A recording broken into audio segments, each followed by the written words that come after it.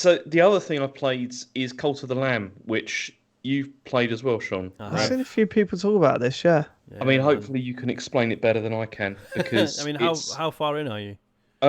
played it probably for about an hour, I Oh think. right, okay. So I've done the first boss. Um. So have I.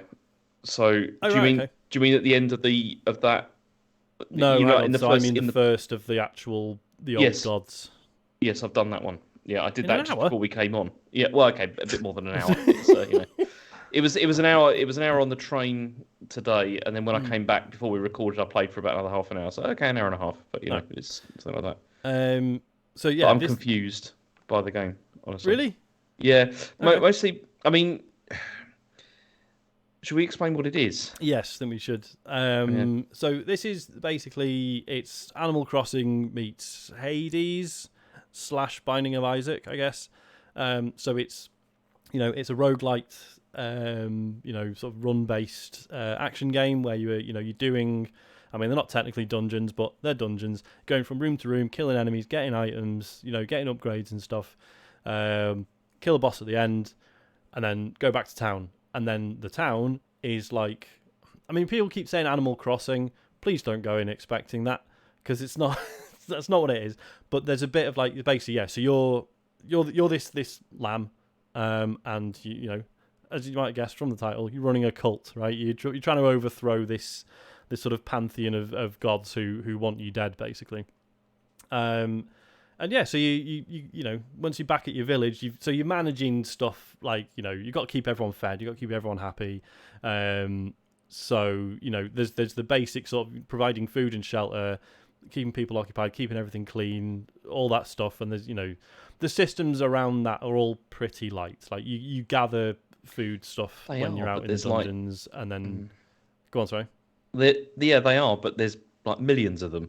Like, There is that. it's, Um, But then it's also the culty stuff as well, right? So as well mm, as your villagers, or, cultists, all performing sort of manual tasks, they also worship you, and then they generate faith, which you then spend on new abilities and stuff, which again you then take into the dungeons to be better at killing stuff. So it's this sort of perfect sort of back and forth. You go into the dungeons, kill stuff, get items, go back to town, use those items, then get better things to kill stuff with. And you and just you also recruit people as well. Like when yes, you yeah, save people when on the well, save them in inverted commas, and then take them back, then they yeah, join your cult, and yeah, then you can set them off to because when also you can. I mean, the people that you bring back, you can then like assign them tasks and stuff as well. yeah. Like I want you to forage for this, or I want you Mm-hmm, to worship me, or mm-hmm, that kind of stuff. yeah. Yeah. And then there's also like a bit of Frostpunk in there as well, in that because you're running this little town and you're basically crafting this fucked up religion as you go, right? So occasionally you get to like proclaim like a new law that's part of your religion, Yes. and again it's sort of there'll be like a cultural implication of it, but then a gameplay one as well. So it's like, oh, Hmm. do you want to teach everyone that like there's life after death, for example? And it's like, well, they won't be as sad when like another cultist dies, or do you want to teach them that being sacrificed is fucking great? Yeah. Because then you can sacrifice people and no one will be upset. Um, But there's also grim stuff as well. With like, well, there's loads of yeah, grim stuff, but like the yeah, whole thing, like one of my villagers or whatever you want to call them died, and then mm. it was like, what do you want to do with this? Do you want to Oh bury yeah, it, or there's a lot of meat on this? yeah. You know, it's like could be useful for that. Because it is really tempting, and the option appears to be there to run like a fairly cheerful cult. Right? There's like Yeah, so yeah. far out that basically story wise, I've sacrificed one person. It kind of forces you to do that to Yeah, yeah. demonstrate the system. Beyond that, I don't think you have to necessarily. Like you can basically just try and keep everyone happy.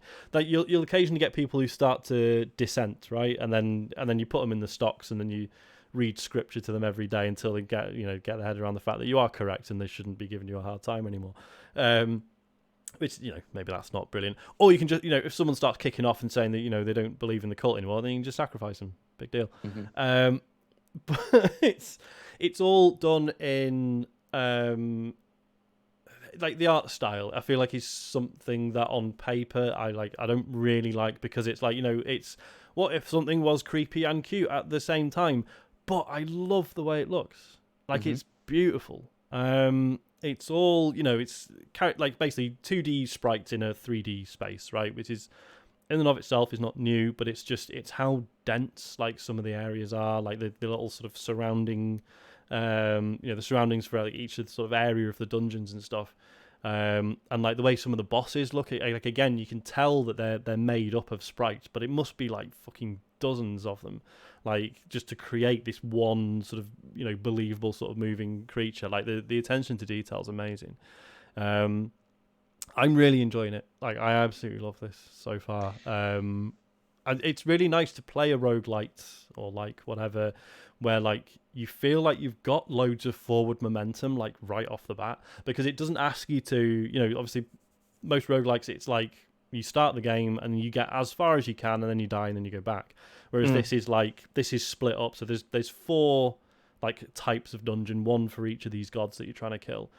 And each one of those is like basically quite short, but you do it 4 times and then you fight like the actual final boss. So you'll do it once, you'll fight like a mini boss, and then it's back to town, and everyone's like, "Hey, nice one, you did it," and you're like, "Yeah, I did," and I'll do it again in a minute, and then and again and again and again, and right. So there's none of that, like even Hades, as incredible as it was, like any roguelite had that thing of like, well, initially you're gonna do runs that are just shit, and you're gonna die and you're gonna go back.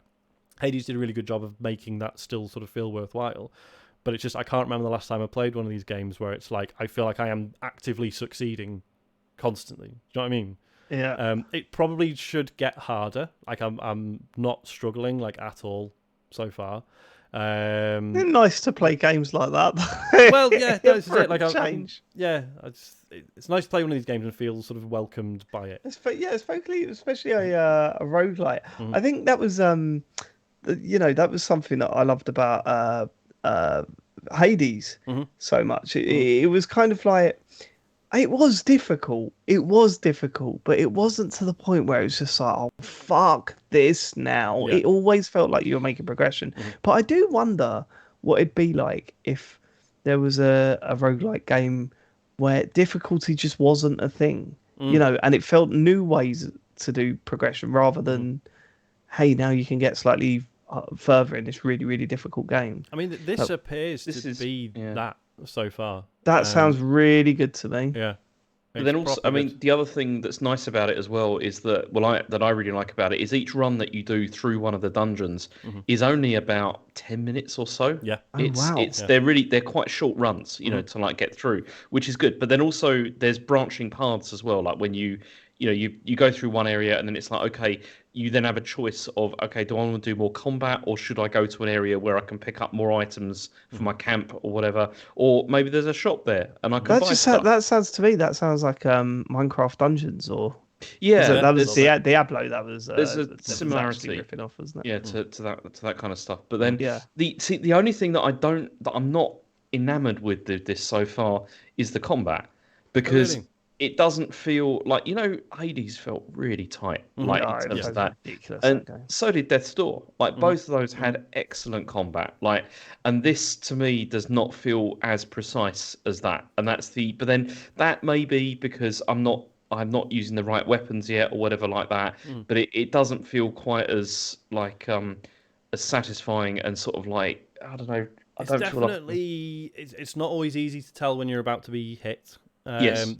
Enemies do flash when they're about to attack you, but depending on, what color they are, the color of the environment, what time of day it is, there's different lighting and stuff going on, so, or how many enemies there are, whatever. Like it's not always easy to read that. I would say. And that's the thing, because as you said, like each of the areas is pretty visually dense. Like there's a lot of like cover, there's a lot of stuff going on the screen, clutter, and so sometimes there's a lot of clutter as well, of stuff, which can make it quite difficult in the sense that you can't see where things are coming in to come at you and stuff like that. But there are difficulty levels with this, which are quite nice. That it's not like you have to play this on whatever the developer has decided is. We're going to make this really hard for you or whatever. Yeah. But then the only other thing that I said that I'm not so keen on at the moment is. Just because I haven't got my head around all of the tons of systems, it feels like it's throwing at me. Like as soon as because there's some in terms of like the upgrades that you get. there's like multiple ways. There's like different trees, isn't there? There's one that's like, so the faith, I think, mainly allows you to build new stuff in your town, whereas then there's the upgrades to your crown as well, and I think they're the upgrades that pertain to like items you'll find when you're out in the field. But yeah, initially you're just like, hang on, so what contributes to what, and what unlocks what, and exactly. It does become clear as you go on, I think. And then also when you're playing the combat areas and then you like beat something, it'll come up and give you a choice of like what do you want to pick up. But it's just an image, and you're like, I don't know what any of these do. Like, it doesn't tell me what these really are. Do they just walk up to them and it gives you this summary? No, you just not. I'm pretty certain it didn't do that for me. Like, I had to go up and press A, and then it was just like, okay, you've selected this one. It does this. Like, you just shouted no, James, but Sean's doing a face. No, it's possible that I've messed that up. I don't know. Sean, has he messed it up? Do you think? It sounds like something that would have annoyed me if it had happened to me, and I don't remember it happening. But I mean, it's possible that I was impatient and just ran over to them. So I need to. They got furious about go back and look. Yeah. The only thing, and this isn't a complaint at all, it just seems like and all they've done is add an option, so I don't even know why I'm mentioning it. But when you get a new cultist, like you rescue someone, and they come back to your town, you can like completely customize their appearance, like up to and including, because they're all like little animals, right? They're all cute little animals, and I don't know, I really like just letting each person be whatever they were when they showed up. I'm not just like, no, this one needs to be a pink horse, actually. Well, exactly. Like, that's exactly what I did. I'm just like, they're just whatever they are. I mean, they're ultimately disposable anyway. Well, what if you could like just change them all into exactly the same thing? That's part of your cult, then, isn't it? Yeah, I suppose. I mean, I'm with you. I would just leave it as it is. I mean, who's got time to edit each fucking character? Wear the same t-shirt. So many of them. It's fine. They do all wear the same t-shirt. Fair enough. But yeah, I love this. I think it's well good. What are you playing on, James? Are you on Xbox or Switch? Switch. Again, because then I can play it on the train. Nice. No, I can see. I'm playing on Xbox. I totally see the value. You're on Game Pass? No.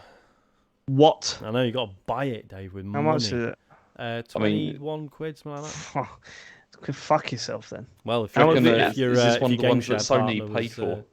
Is he? Yeah, probably. So let me guess: £20 on Xbox, PS5, £25 on Switch. Is that right? What's your name, James? No, it's 21, I think, on Switch. Oh, okay. I might get on Switch, and I've been playing the Switch quite a bit recently, actually.